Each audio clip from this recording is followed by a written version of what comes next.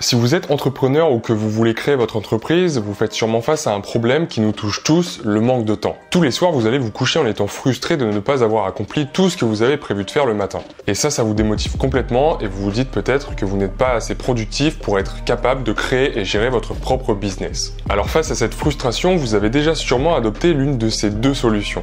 Soit vous vous êtes découragé par tous les obstacles qui se sont présentés à vous et qui vous séparent de votre objectif de devenir libre et indépendant, soit, et c'est le cas le plus probable puisque vous regardez cette vidéo, vous vous êtes lancé dans une multitude de recherches sur internet pour apprendre à devenir plus productif et accomplir 10 fois plus de choses dans la même journée. Et vous êtes forcément tombé sur des conseils du style « Lève-toi à 6h du matin, écris tous tes objectifs sur un carnet et bois du Red Bull, ça améliorera les performances de ton cerveau ». Mais le problème c'est que bien que ces méthodes puissent avoir un impact sur votre productivité, elles ne prennent en compte qu'une partie de l'équation.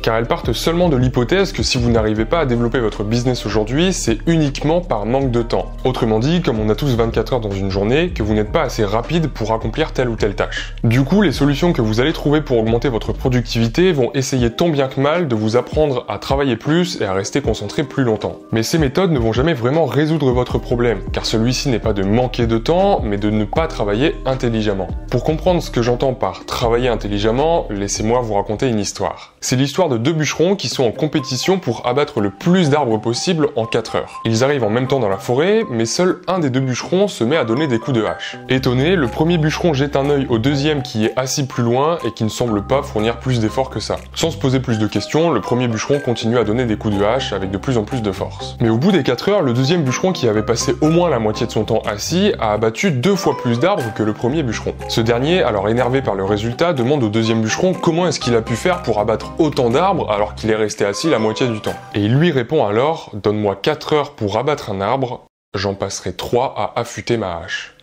La morale de l'histoire, c'est que la productivité ne se mesure pas au coup de hache donné, au nombre de lignes de code ou encore au temps passé devant l'ordinateur. Pour augmenter votre productivité, vous allez devoir capitaliser sur des tâches qui semblent inutiles à première vue, mais qui vont vous faire gagner énormément de temps sur du moyen long terme. Comme mettre en place un système ou peaufiner une méthode qui marche parfaitement pour vous. Ces systèmes sont plus ou moins complexes et peuvent mettre 1 heure, une journée ou même une semaine à mettre en place. Mais si c'est bien fait, ces systèmes porteront leurs fruits dans un avenir très proche. Donc concrètement, quel système vous pouvez vous mettre en place pour augmenter votre productivité? Là bien sûr ça dépend de ce que vous faites au quotidien, mais prenons l'exemple d'un développeur freelance qui a des factures à créer, à envoyer, des clients à contacter lorsqu'ils ne payent pas, et ça devient vite chronophage et on peut vite s'y perdre complètement. Et donc ce développeur pourrait mettre en place par exemple un système qui automatise la création et l'envoi des factures et automatise également la réception des paiements et contacte le client si besoin. Et c'est pour ça que dans cette vidéo, j'ai décidé de m'associer avec Vecita. Vecita, c'est un logiciel qui permet de gérer tous vos clients, vos factures et même d'automatiser la prise de rendez-vous. Si vous me suivez sur cette chaîne, c'est a priori que vous accordez énormément de valeur à votre temps et à votre liberté.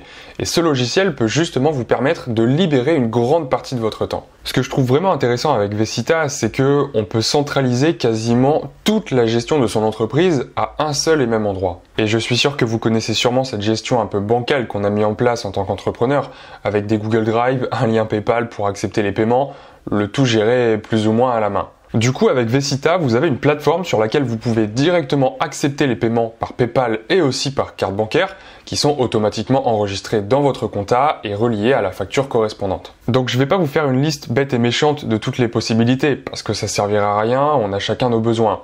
Mais il y a de fortes chances que chacun d'entre nous y trouve là ou les fonctionnalités qui lui conviennent parfaitement. Et je vous explique pourquoi j'en suis aussi sûr.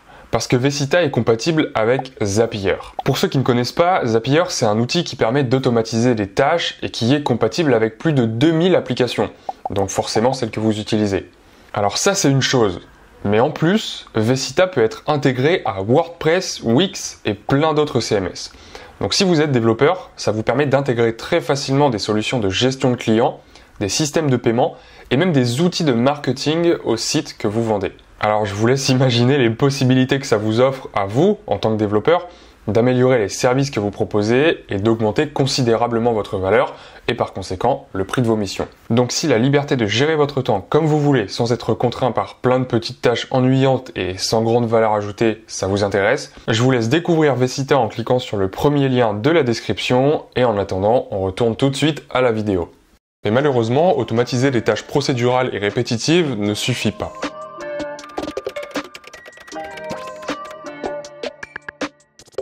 Maintenant que vous avez libéré une partie de votre temps, vous allez devoir vous concentrer sur la création de valeur. Si vous êtes développeur freelance, la création et la gestion des factures n'est qu'une conséquence de la valeur que vous allez produire. Alors comment faire pour être productif dans ce genre de tâches qui demandent beaucoup d'efforts et de concentration? Pour comprendre comment fonctionne notre cerveau et comment l'aider à se concentrer plusieurs heures sur le développement d'une application ou la rédaction d'un rapport par exemple, on va s'appuyer sur la loi de Parkinson.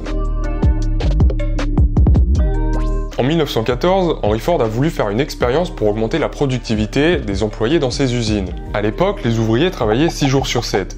Ford, qui voulait réduire les coûts de fabrication de ses voitures, a donc réduit le temps de travail à 8 heures par jour, 5 jours sur 7 pour ses ouvriers. Et il s'est rendu compte d'une chose. En améliorant la qualité de travail de ses ouvriers et en diminuant le temps qui leur était imparti pour effectuer la même charge de travail, ils étaient plus productifs en un laps de temps plus court. Et cet exemple nous aide à comprendre la loi de Parkinson qui dit qu'un travail s'étale de façon à occuper le temps disponible pour son achèvement. Concrètement, ça veut dire que si vous prévoyez une semaine pour ajouter une fonctionnalité à votre application, pour créer une vidéo ou pour envoyer un devis à un client, ça prendra une semaine, pas moins. Une tâche, c'est un liquide.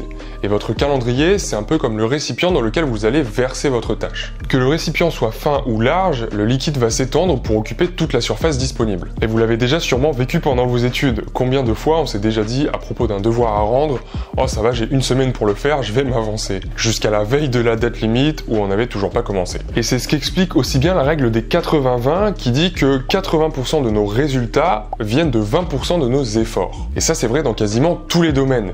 20% de vos clients vous rapportent 80% de votre chiffre d'affaires. Ou encore 20% du temps que vous passez devant l'ordinateur concentre 80% de ce que vous produisez, que ce soit du code, de la photographie ou du design. Et si vous réussissez à accomplir une tâche en une journée, il y a de fortes chances que 20% de cette journée aurait suffi à atteindre 80% de votre objectif. C'est donc pour ça qu'il est primordial de planifier sa journée avant même de l'avoir commencé, que ce soit sur un carnet, une application de prise de notes ou un calendrier. Mais le problème, c'est que des fois, le liquide déborde. Pour ceux d'entre vous qui ont l'habitude de planifier leur journée, vous savez de quoi je parle. Alors comment faire pour planifier sa journée de manière intelligente et ne pas ruiner sa productivité avec un calendrier trop chargé? Pour répondre à cette question, il faut comprendre la différence entre ce qu'on appelle un maker schedule et un manager schedule. Autrement dit, le planning d'un maker ou le planning d'un manager. Alors pourquoi faire cette différence entre les deux types d'emploi du temps? Le rôle d'un manager, c'est de coordonner une équipe, de vérifier qu'une organisation fonctionne correctement et qu'il n'y a pas de cailloux dans l'engrenage. Donc son emploi du temps est très fragmenté et composé en majeure partie de rendez-vous ou de réunions d'une heure en général. Le problème, c'est que cette façon d'organiser nos journées à travers des tâches d'une heure, c'est devenu un peu une norme. On peut le constater dans la majorité des applications de gestion du temps ou de calendrier qui nous forcent presque à nous organiser ainsi. Mais le problème, c'est que un emploi du temps de manager n'est pas du tout adapté à un maker. Autrement dit, quelqu'un qui crée. Ça peut être un programmeur, un photographe ou un designer. Quand on crée sa boîte, peu importe qu'on soit déjà entrepreneur ou qu'on soit étudiant avec seulement les week-ends de libre, on doit principalement créer de la valeur, c'est-à-dire adopter un emploi du temps de maker. Concrètement, ça signifie que toutes les fois où vous prévoyez de travailler sur quelque chose qui demande un processus créatif, vous allez devoir non pas prévoir des plages d'une heure, mais des plages de au moins une demi-journée, voire plus. Mais si vous désactivez toutes les notifications, que vous vous mettez en mode avion et que vous vous rendez indisponible pendant une demi-journée voire plus, comment gérer les imprévus et les clients qui envoient des mails sans arrêt? Alors petite parenthèse, beaucoup de tâches ne sont pas du tout aussi urgentes que ce qu'on peut croire, mais certaines le sont quand même. Et c'est justement là qu'intervient l'automatisation des tâches dont on a parlé en début de cette vidéo. Automatiser certaines tâches vous permettra d'avoir un emploi du temps beaucoup moins fragmenté par des choses qui prennent peu de temps mais qui sont obligatoires et de vous rapprocher d'un emploi du temps de maker. Ça va donc vous libérer l'esprit, vous faire gagner du temps et vous rendre plus efficace sur des tâches qui demandent beaucoup de concentration, qui sont en général celles qui nous font défaut lorsqu'il faut être productif. Donc pour résumer, le manque de temps n'est pas ce qui vous empêche de créer ou de faire grossir votre business. La vraie solution, c'est de travailler intelligemment et de capitaliser sur des tâches qui vont vous rendre plus efficace sur le long terme, d'appliquer la loi de Parkinson et la règle des 80-20 pour appliquer autant en un temps plus restreint, et adopter un emploi du temps de maker si vous devez travailler sur des tâches créatives. Et grâce à ça, vous allez pouvoir obtenir un système qui va augmenter par 5 votre productivité d'après la règle règle des 80-20 et de vous concentrer sur la création de valeur, ce qui est primordial lorsque vous voulez créer un business rentable sur le long terme et de vivre de votre passion. Voilà, je vous mets dans la description quelques liens d'articles et d'études qui m'ont permis de créer cette vidéo qui j'espère vous aura plu. Merci d'avoir regardé jusqu'à la fin, n'hésitez pas à me dire dans les commentaires où est-ce que vous en êtes vous en termes de création de votre entreprise et qu'est-ce qui vous pose toujours problème aujourd'hui. Et sur ce, moi je vous dis à très bientôt pour une prochaine vidéo.